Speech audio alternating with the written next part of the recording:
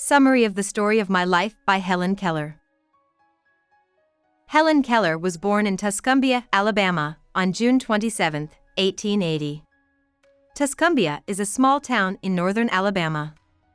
Helen's father's family tree goes back to Switzerland. Interestingly, one of Helen's relatives was the first teacher in Zurich for deaf children. Helen's early years were normal and happy. She lived with her parents in a small house on a big family estate and was a happy, brave kid. But when she was almost 2 years old, she got sick with something that made her fever really high. Her parents and doctor were all afraid she wouldn't make it. Helen's fever broke in the end, but it made her blind, dumb, and deaf. Helen clung to her mother strongly in the months after she got sick, and the two of them came up with some simple ways for Helen to tell her mother what she wanted and needed. Helen had a disability, but she could still understand a lot of what was going on around her. She could do small jobs, play games with her dog and the family cook's daughter, and even get into trouble and danger. She almost knocked her baby sister Mildred out of her crib one time. It became more important to Helen to describe herself as she grew up. Helen often lost her temper and couldn't communicate. Her parents were worried that their daughter would never learn because they lived in a small Alabama town that didn't have a school for the deaf or the blind and didn't think any teachers would come. The Kellers went to see an oculist in Baltimore and was then sent to see Dr. Alexander Graham Bell, who invented the telephone and fought for deaf and blind children. The Kellers wrote to Mr. Anagnos, who is in charge of the Perkins Institution for the Blind in Boston, because Dr. Bell told them to. After a few weeks, they got a letter telling them that a teacher had been found. Helen's teacher started in March of the next year. And Mansfield, Miss When Sullivan came to Tuscumbia. It was the start of a new period in young Helen's life. Helen and Miss Sullivan hit it off right away, and with Miss Sullivan's steady, kind care, Helen started to understand and learn language by fingerspelling the letters. She felt excited about the future for the first time in her life after her world changed. Helen fell in love with plants, trees, flowers, and animals because of Miss Sullivan. She learned that nature can be dangerous as well as beautiful, but her love for them stayed strong. Helen learned to read in Braille not long after she learned words and how to talk to people. Helen got reading and sign language lessons in a casual way, and they were often held outside. Helen kept learning in and from nature, and she says that Miss Sullivan's loving touch opened her eyes to the joys and pleasures of learning, nature, self-expression, and kindness. Helen went to the Perkins Institution for the Blind in Boston to start school in May 1888. Being around kids and friends who were so much like her made her happy. During her summer break, Helen went to the beach and found that she loved the water. Helen and Miss Sullivan went back to Alabama in the fall to stay at Fern Quarry, the Keller family's country home. While there, they had fun and dangerous adventures with Helen's little sister Mildred in the mountains. She heard about a Norwegian girl who was deaf and blind and had been taught to speak out loud in the spring of 1890. Helen wanted to become better at explaining herself, so she signed up for lessons with Miss Sarah Fuller at the Horace Mann School in New York to learn how to talk. Helen felt her soul awaken in a new way as her speech lessons went on. She couldn't wait to get back to Alabama and share her new gift with her loving family. Helen had a big loss in her artistic life in the winter of 1892. For her story The Frost King, Miss Sullivan's colorful images of Fern Quarry's changing fall leaves gave her ideas. Helen sent Mr. Anagnos the story as a birthday present, and Anagnos liked it so much that he put it in a magazine for the Perkins Institution. Soon after the story came out, though, it was found that The Frost King was a lot like a famous children's book called The Frost Fairies, which came out years before Helen was born. Helen felt bad, shocked, and embarrassed, even though she knew she hadn't meant to plagiarize. Miss Sullivan must have read the story to her when she was young, leaving deep impressions on her mind. She remembered everything that was read to her clearly when she was still learning language.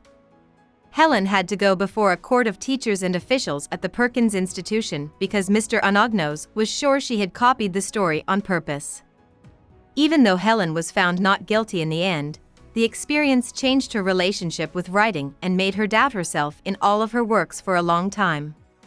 Helen eventually comes to the conclusion that the event did teach her a lot about the difficulties and methods of writing, as well as how young writers must fight the urges to copy and paste other people's words and ideas in order to find their own unique voices.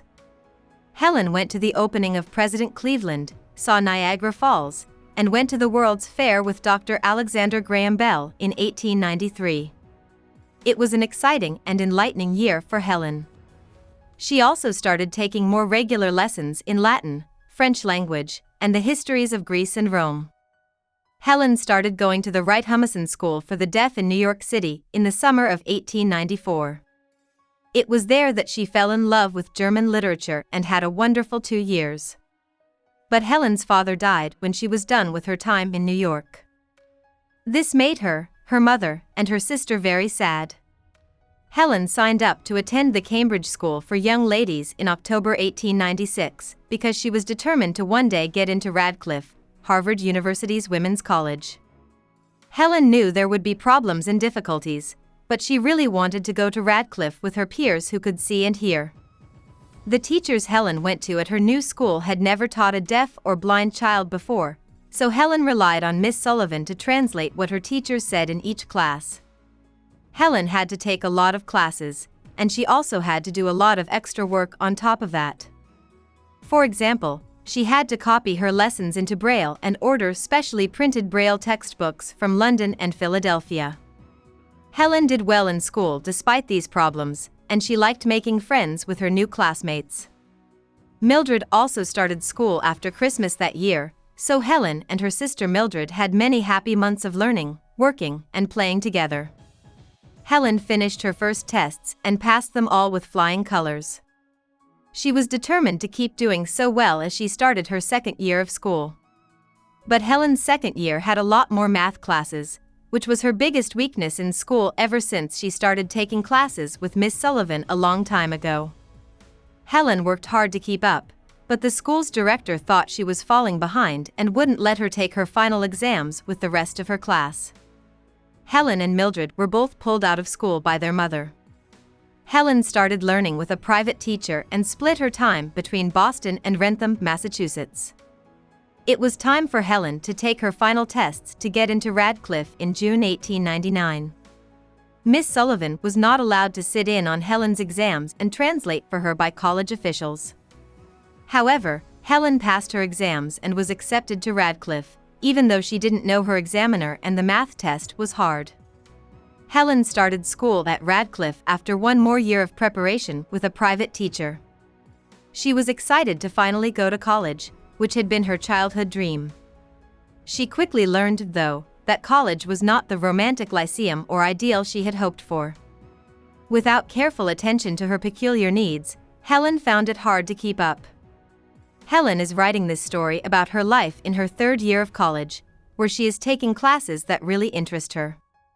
She has learned that the way she was educated in the past, lazily but eagerly, with an open mind and heart and a desire to learn more than just facts, was the best way to learn about the history of people, the fragile nature of the natural world, and the integrity and beauty of writing. Helen spends an entire chapter talking about how much she loves books and how grateful she is to the stories that have brought her happiness, comfort, and company throughout her life. She writes that literature is her utopia and that when she is reading, she doesn't feel crippled or cut off from human experience in any way. She says that books have taught her love and kindness, and she is thankful to writers like Shakespeare, Goethe, Molière, Hawthorne, and Hugo for all they have done. Helen doesn't want her readers to think that books are the only thing that makes her happy, though. Her favorite things are being active and being outside. She likes sailing, rowing, and paddling. She loves college, but she also loves her trips to Wrentham in the country, where she can get away from the noise, dirt, and trash of the city and find peace in her beloved nature. Helen also likes going to the theater, art shows, and seeing the world through other people's eyes. Helen is grateful for all of her friends, who have made her life so much better. She is thankful for all of her friends, both well-known and less well-known, as well as the ones she has never met but has written to. The circumstances of her existence have been shaped by the actions of other people, who have transformed her limitations into beautiful privileges. About the author. Helen Keller was born in 1880 in Tuscumbia, Alabama. Her dad ran a newspaper and fought in the Civil War for the Confederacy. Helen got really sick when she was 2 years old. A lot of people think it was scarlet fever. Helen the young girl lived, but she was left deaf, dumb, and blind. Helen's parents hired Anne Sullivan, a teacher from the Perkins Institution for the Blind in Boston, Massachusetts, as her trainer after going to Washington, D.C., to meet with Dr. Alexander Graham Bell. Helen was 6 years old when Sullivan came to Tuscumbia and started teaching her. He helped her learn words, signs, Braille, and how to enjoy the world around her despite her disabilities. Helen went to school in Boston, New York, and Cambridge, Massachusetts, where she went to Radcliffe College, which is a college for women at Harvard University. Helen wrote and put out the story of my life while she was still a Radcliffe student. After she graduated, she worked as a writer, an organizer, and a teacher. Helen was a very vocal political rebel who backed birth control, women's right to vote, peace, and socialism. During the 1920s, she worked for the Socialist Party and the Industrial Workers of the World and helped to start the American Civil Liberties Union, ACLU. Keller was a great writer who put out many books and articles over the course of her life. In 1964, she was given the Presidential Medal of Freedom for her unwavering support of the American Foundation for the Blind. Keller died in 1968. Hope we summarized it fully and you liked it. Please hit the like button and subscribe to our channel so that we are motivated to create more videos.